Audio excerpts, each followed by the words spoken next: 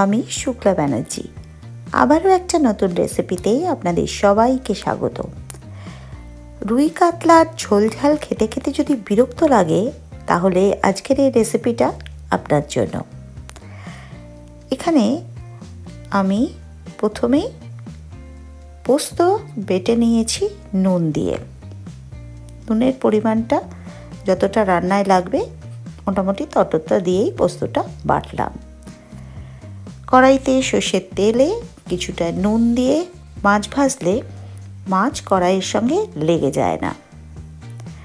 মাছগুলো ভাজতে ভাজতে আপনাদের কাছে একটা আবদার করি, ভিডিওটা শেষ পর্যন্ত দেখে যদি ভালো লাগে তাহলে লাইক কমেন্ট শেয়ার করতে ভুলবেন না। যদি ফেসবুক বা ইনস্টাগ্রাম থেকে দেখে থাকেন তাহলে ফলো করে পাশে থাকার চেষ্টা করবেন।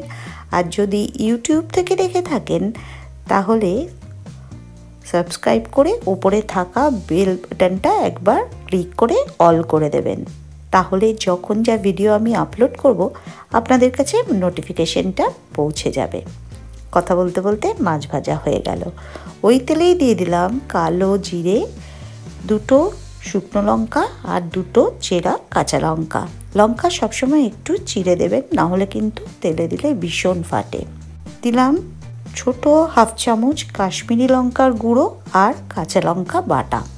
আর দিলাম টমেটো পিউরি বড় 2 চামচ। সবগুলোকে খুব ভালো করে কষিয়ে নিতে হবে। আমি কিন্তু কখনোই খুব জোরে আঁচে রান্না করা পছন্দ করি না।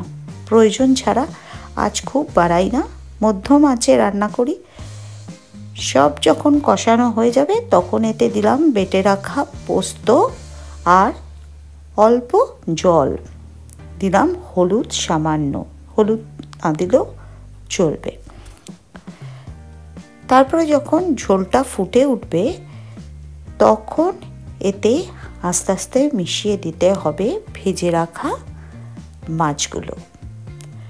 পোস্ত দিয়ে খুব বেশিক্ষণ রান্না করবেন না বা ফোটাবেন না। পরিমাণ মতো জলটা দেবেন, না হলে অনেক সময় তেতো লাগতে পারে। যদি প্রয়োজন হয় সামান্য একটু নুন দেবেন। এই সময় দেখুন বেশ গা মাখা মাখা হয়ে গেছে। এই সময় গ্যাসটা বন্ধ করে দিতে হবে। গ্যাস বন্ধ করে উপর থেকে ছড়িয়ে দিলাম বেশ কিছুটা কাঁচা সর্ষের তেল আর কুচনো ধনেপাতা। ভিডিওটা যদি পারেন একটু শেয়ার করে দেবেন, কারণ আপনাদের একটা শেয়ারে আমি অনেকের কাছে পৌঁছে যেতে পারবো। তৈরি কিন্তু রুই পোস্ত। এবার শুধু প্রয়োজন গরম সাদা ধোয়া ওঠা ভাতের। এই রুই পোস্তর জন্য একমাত্র ভালো লাগার জিনিস হলো গরম ভাত।